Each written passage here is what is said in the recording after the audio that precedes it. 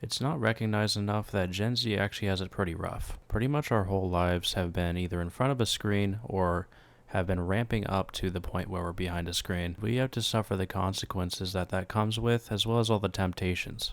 In addition to that, we're plagued by all the things the previous generations have done and basically set in our laps. That, of course, is a generation to generation thing. I don't think that aspect is unique to Gen Z, but what is unique are the problems that we have to face. Financially speaking, there's a lot we have to deal with. There are three major issues contributing to the financial downfall of this generation, but there are also some behavioral aspects that need to be changed, most of which aren't particularly our fault because they've been ingrained in us, but they are something that if they aren't changed, you won't really get anywhere. But there is a bright side to all of this. If you are somebody who's a part of Gen Z or you're in your 20s, you do have a lot of time on your hands. And unlike money, time is not something you can ever get back. If you are in your 20s and you're struggling, there is a way to turn it around. I'm going to be going more in depth in this video as to what the three major contributors are to the financial troubles we're having, as well as the bright side of this, how we can make use of what we have, and how we can turn things around. Because the truth is, almost all of us are in the same boat. Most of us just work normal jobs. You either have a degree or you're in school to get a degree. And your time outside of work is usually just spent on some sort of entertainment. And those three things alone probably contribute to about 80% or maybe even 90% of the time we have. And I'm not saying these things are inherently bad by any means. I'm just saying that these are the things that we spend our time on. So usually after it's all said and done, we don't really feel like we have the energy to do anything else.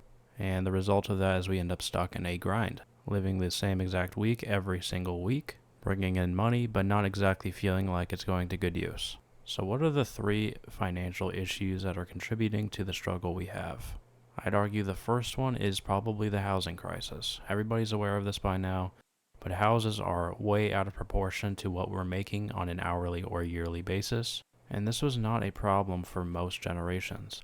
I want to illustrate this by giving a couple statistics regarding the housing market. To comfortably live in a median-priced home today, the annual requirement is $111,000. I personally don't know that many people that make $111,000 a year, so the only real option there is to be married with a dual income household, and most people are not ready to be married at age 20. Compare that to the median salary for a 20 to 24-year-old, which is around $41,000 a year. There's obviously a huge gap in that, and it's completely unsustainable if Gen Z is to have their own houses. And this has caused a lot of Gen Z to just kind of shift their perspective toward, well, I'd better make the most of what I have now, rather than pursuing anything because I won't be able to buy a house. The second major issue, and arguably an even worse one, is that the job market is absolutely ridiculous. Not only is trying to get a job a complete humiliation ritual, basically subject to how the HR person is feeling at the time or how the AI filters your application, but there's actually just a complete absence of job listings and availability for people with or without degrees. And we have people with bachelor's or even master's degrees that can only get an entry-level job. Somehow in addition to that, we're also being gaslit into believing that they actually have a lack of employees or people wanting to work rather than the other way around. So people now are having to grapple with whether college is actually worth doing because the chances of getting a job are dwindling. And if you are one of the lucky ones with a good job, it's probably because you sent in hundreds of applications just for the majority of these businesses to ghost you. So that's pretty sick, but I do have some light at the end of the tunnel coming up here, don't worry. Gotta get one more bad thing out of the way. That is the cost of living. The cost for rent is just as bad, if not worse, than buying an actual house, but now we're kind of seeing the convergence point where renting is not much cheaper at all than owning a home. We also have groceries up about 4.6% every year since 2020. So regardless of your living situation, you can't really work around that one. And of course, as of very late, gas prices are unhinged. So as you can see, we have quite a lot of problems on our plate, and that doesn't look good. But again, there is some light at the end of the tunnel, which I'm about to get into. We can turn these things around by changing our behaviors and changing what we do with our money. If you're not making enough money to support yourself or reach the goals that you have, you either need to make more money or you need to start managing it correctly. And that might sound obvious or whatever, but the truth of the matter is most people don't handle their money correctly, and that's the reason why they don't hold on to it. It's actually pretty often where you'll see people with pretty high incomes not having enough money to pay their bills, and that's due to them spending money on whatever they're wanting to spend it on rather than what they should be spending it on,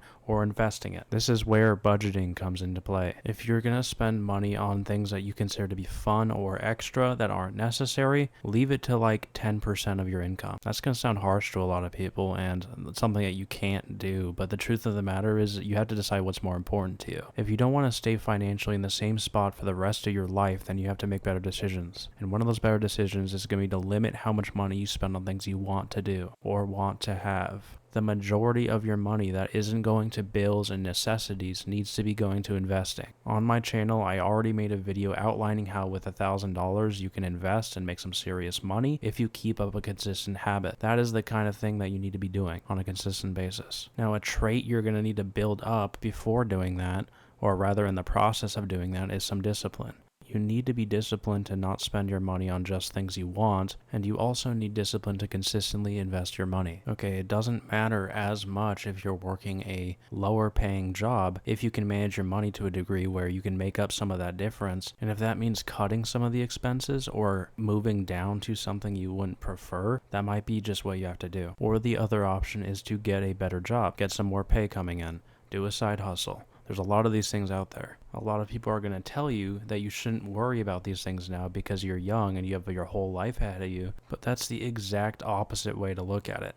Because you have time on your side, investing it now or putting it into assets that are going to appreciate is the best thing you could possibly do. And to put money into assets in the first place, you need to accumulate the money to do so. So you need to maximize that as much as you can while you're young. Again, that video I have up about investing with $1,000. Of course, $1,000 is the starting point, but it's a very good way to allocate your money so you can make the most use of it. It's how I made my first $100,000. It's how you can too if you factor in these other aspects. Saving your money, or rather properly budgeting it, working more hours or other jobs if necessary, and cutting down your expenses. The reason I made this channel in the first place is to help Gen Z with their finances. And so the final way that you can actually improve your finances is to work together. Rely on a community of people more than just yourself. If you have family, if you have friends, if you have a group you're a part of, or even just other people that are like-minded. Unfortunately, there's the psyop that individualism is freedom, and that's just not the truth. It's not how we're built as humans.